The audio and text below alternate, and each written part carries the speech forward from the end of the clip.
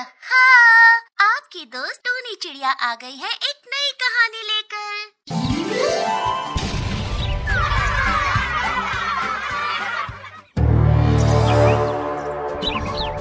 भूतिया तस्वीर।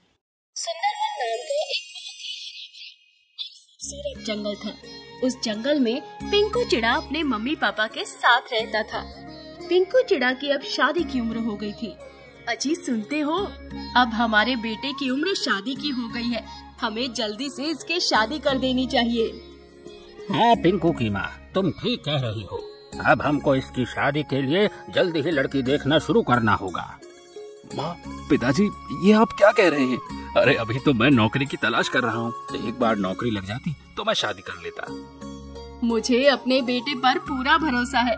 आज नहीं तो कल नौकरी तो लग ही जाएगी। ठीक है माँ और पिताजी, अगर आप ऐसा चाहते हैं तो मैं शादी कर लूँगा। इसके बाद पिंकू चिड़ा के पापा जंगल के पुजारी सोनू कबूतर के पास जाते हैं और उनसे पिंकू चिड़ा के लिए कोई अच्छी सी लड़की ढूंढने को कहते हैं। हाँ, क्यों नहीं। पिंकू तो मेरे बेटे जैसा ही है। मैं जल्दी ही उसके लिए एक अच्छी और सुशील लड़की आपको बताता हूँ। धन्यवाद सोनू जी। पिंकू चिड़ा के पिताजी कबूतर को धन्यवाद कहकर चले जाते हैं। कुछ दिन बाद सोनू कबूतर पिंकू चिड़ा के पिताजी से मिलता है और उनको पास ही के जंगल में पिंकू के लिए एक अच्छी लड़की बताता है। थोड़े ही दिनों बाद पिंकू की शादी रिंकी चिड़िया से हो जाती है। रिंकी चिड़िया शादी के बाद पिंकू के घर में रहने आ जाती है। रिंकी को शादी में बहुत से उपहार मिलते हैं। इन उपहारों में एक तस्वीर भी होती है जिसको रिंकी चिड़िया अपने कमरे में लगा लेती है। शादी के अगले दिन रिंकी चिड़िया अपने कमरे में अकेली सो रही होती है। अरे ये आवाज कैसी थी? ये अचानक टेबल पर रखा पानी का जग नीचे कैसे गिर गया? कमरे में तो कोई भी नहीं है। तभी उसे एक परछाई दिखाई देती है, जैसे उसके कमरे में उसके अलावा भी कोई और हो। रिंकी चीखकर अपने कमरे से बाहर निकल जाती है। माँ जी, मुझे बहुत डर लग रहा है। मुझे ऐसा लग रहा है कि मेरे कमरे में कोई और भी है, लेकिन मुझे वहाँ कोई दिख नहीं रहा है। मैं अब अपने कमरे में नहीं जाऊंगी। माँ जी, मुझे बहुत डर लग रहा है। रिंकी, तुम्हें कोई वहम हुआ होगा। चलो, मैं तुम्हारे साथ तुम्हारे कमरे में चलकर देखती हूँ। रिंकी की सास उसके कमरे में जाकर देखती है, लेकिन वहाँ उसे कोई नहीं दिखता है। अरे बेटा, कमरे में तो कोई नहीं है। देखो, ये खिड़की खुली है। जरूर हवा के झोंके से ही जग गिर गया होगा। तुम इतने परेशान मत हो। इतना कहकर माँ जी नीचे चली जाती है। रात में पिंकू चिड़ा काम से लौट आता है। सुनिए, मुझे बार बार ऐसा लगता है कि इस कमरे में मेरे अलावा भी कोई है। मुझे यहाँ बहुत डर लग रहा है। माँ जी को लगता है कि ये मेरा वहम है, लेकिन ये मेरा वहम नहीं है। अरे रिंकी, तुम्हारे अलावा इस कमरे में कौन होगा? तुम बिना बात ही परेशान हो रही हो। अब तुम ज्यादा मत सोचो। अगले दिन फिर से दोपहर में रिंकी अपने बिस्तर पर आराम कर रही होती है। तभी उसे लगता है कि कोई उसके बिस्तर पर है। रिंकी घबराकर उठ जाती है और अपने आसपास देखती है, लेकिन उसे कोई नहीं दिखाई देता। माँ जी, मेरे कमरे में जरूर कोई था। ये मेरा वहम नहीं है। रिंकी चिड़िया की सास फिर से उसके साथ कमरे में जाती है, लेकिन इस बार भी उसको कोई दिखाई नहीं देता है। बहू, तुम बिना वजह बात का बतंगड़ बना रही हो। लगता है तुम्हें इस घर में रहने का मन नहीं है। ऐसी बात नहीं है माँ जी, मैं सच कह रही हूँ। ऐसे ही कुछ दिन बीत जाते हैं। एक दिन रिंकी को एक उपाय सूझता है। आज मैं दिन में सिर्फ आँख बंद करके लेट जाऊंगी और सोने का नाटक करूंगी। आज मैं पता लगा कर रहूंगी कि मेरे सोने के बाद इस कमरे में क्या होता है।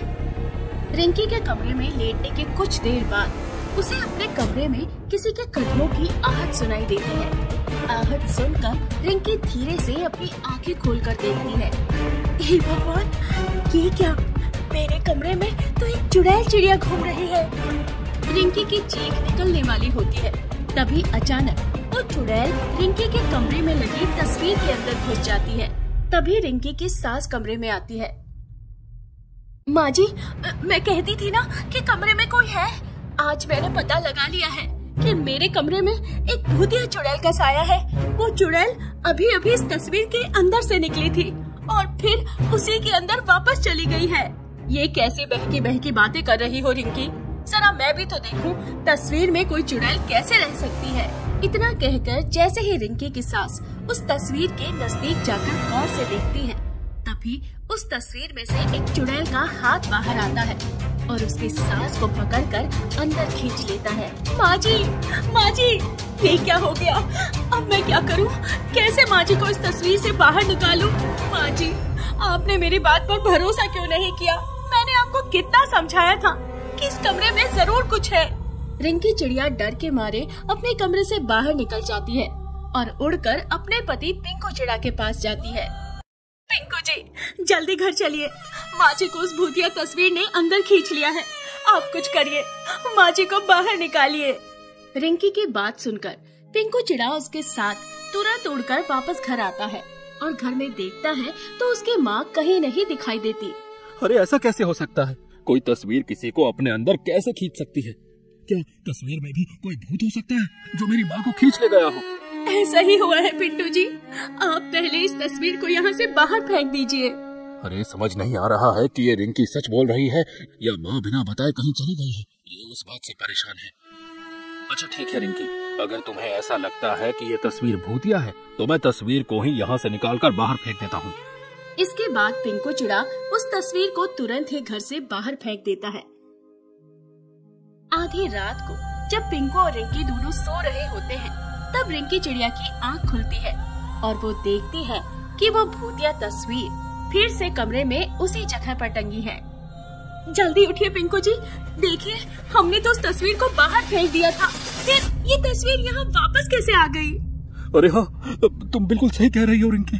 जरूर इसमें कोई खतरनाक भूतिया चुड़ैल रहती है जो हमारे पीछे पड़ गई है। अब वो हमें नहीं छोड़ेगी रिंकी। आप सही कह रहे हो पिंकू जी, लेकिन डरने से कुछ नहीं होगा। हमें कोई न कोई उपाय तो करना ही होगा।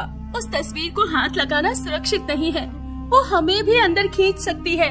ऐसा सोचकर दोनों उस कमरे से बाहर उठकर चले जाते हैं और अपने पापा को सारी बात बताते हैं। अरे घबराओ नहीं बच्चों, अगर ऐसा है तो हमें जरूर इसका कोई न कोई उपाय करना होगा, नहीं तो ये तस्वीर तुम्हारी माँ की तरह एक एक करके हम सबको मार डालेगी। और ऐसा कहकर वो उड़कर सोनू कबूतर के पास जाता है। सोनू कबूतर जी, हमारे घर में एक भूतिया तस्वीर है जिसने मेरी पत्नी को मार डाला है। आप परेशान मत हो पिंकू भाई, अगर ऐसा है तो मैं अभी आपके साथ चलता हूँ और उस तस्वीर को देखता हूँ। मुझे लगता है कि उसमें कोई भूतिया चुड़ैल है जिसका हमें उपाय करना होगा।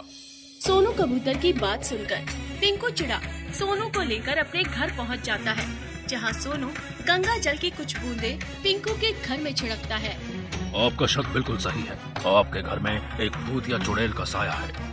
मैं उस भूतिया चुड़ैल को भगाने के लिए मंत्रों का उच्चारण करना शुरू करता हूँ। आप लोग किसी तरीके से उस तस्वीर को लेकर के यहाँ आने की कोशिश करिए। ठीक है, हम लोग उस तस्वीर को लाने की कोशिश करते हैं। पिंकू और उसके पापा जैसे ही उस भूतिया तस्वीर को लेने के लिए कमरे में जाते हैं, वो भूतिया चुड़ैल उनको तस्वीर से अंदर खींचना शुरू कर देती है। सोनू जी, हमें बचाइए! अरे नहीं तो ये तस्वीर हमें भी अंदर खींच लेगी, बचाइए! पिंकू के चिल्लाने की आवाज सुनकर सोनू कबूतर दौड़ते हुए आता है और जल छिड़क कर उन्हें तस्वीर से अलग कर देता है। इस समय इस भूतिया तस्वीर की शक्तियाँ कम हो गई है। अब मैं जल्दी से उसे अपने तंत्र मंत्र की शक्ति से जलाकर राख कर देता हूँ। इसके बाद सोनू कबूतर उस तस्वीर को जलाकर राख कर देता है। इस तरह उस भूतिया तस्वीर का खात्मा हो जाता है और पिंकू चिड़ा और उसका परिवार उस घर में खुशी खुशी रहने लगते हैं।